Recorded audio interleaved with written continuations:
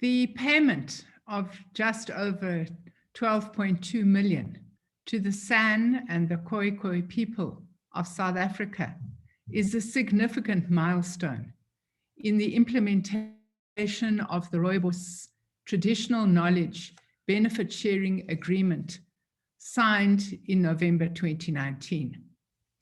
The payment of the monies to the two communities is a significant measure of the success of the work being done by the department with sister departments and all relevant stakeholders to successfully implement the pilot phase of the first industry-wide traditional knowledge benefit sharing agreement between the Rooibos Industry and the Khoi and the San communities.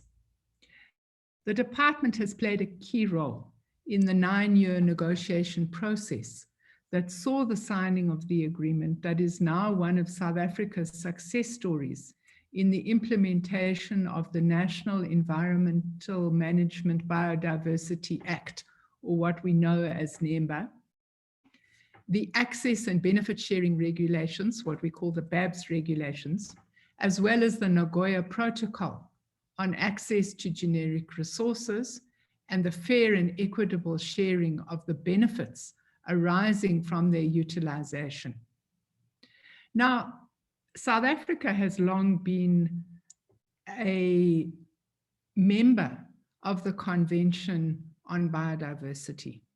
And one of the principles of this convention is that traditional communities should benefit not just from the traditional product, from collecting and selling the traditional product itself, but should benefit from the intellectual knowledge that allows for current day commercial exploitation of the product itself. Now, Rooibos tea has a long history of commercialization in South Africa. It was deemed important, therefore, by our department that the Rooibos industry comply with NEMBA and the associated regulations. And so in 2019, there was an industry-wide agreement, which entails the 1-year pilot through which the San and the Khoi people will receive 1.5% of the farm gate price from the 10 Rooibos industry processors. This payment is done in the form of an annual levy.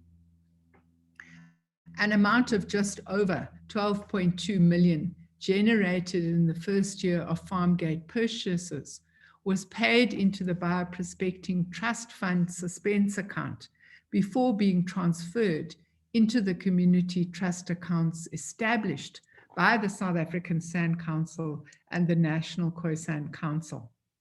The money received by the department has been shared equally between the two communities, and each trust has received a little over 6 million rand.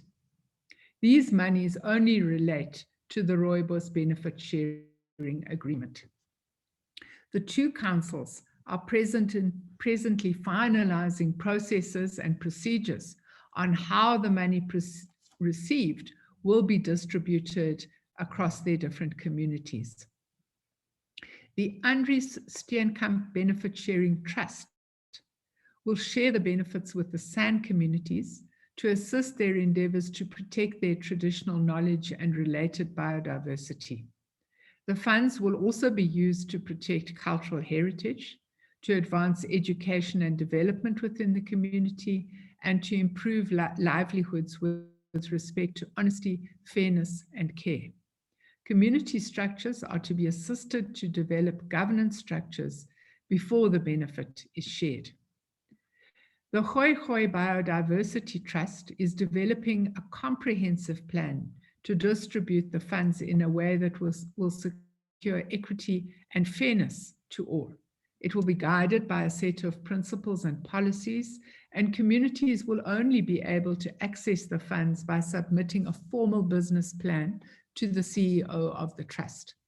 This process will be communicated to the different community structures, and be followed up with workshops. Since the signing of the Rooibos Benefit Sharing Agreement, the department, jointly with the Rooibos industry and the communities, developed standard operating procedures for levy collection through the appointment of a levy administrator. This ensures that the systems and procedures needed for the successful collection and verification of the agreed 1.5% levy on farm gate price of Rooibos purchased. The department has further initiated a process to review the terms and conditions of the Rooibos Industry-wide Benefit Sharing Agreement, which includes consultation with all parties linked to the agreement. A process to appoint an independent service provider to consider transactions related to the existing agreement is being finalized. The review process will also involve the appointment of an independent service provider to develop a non-monetary benefit sharing model for consideration by the communities and the Rooibos industry for future negotiations. Further, this pilot phase has allowed government to gather accurate data on the dynamics of the industry.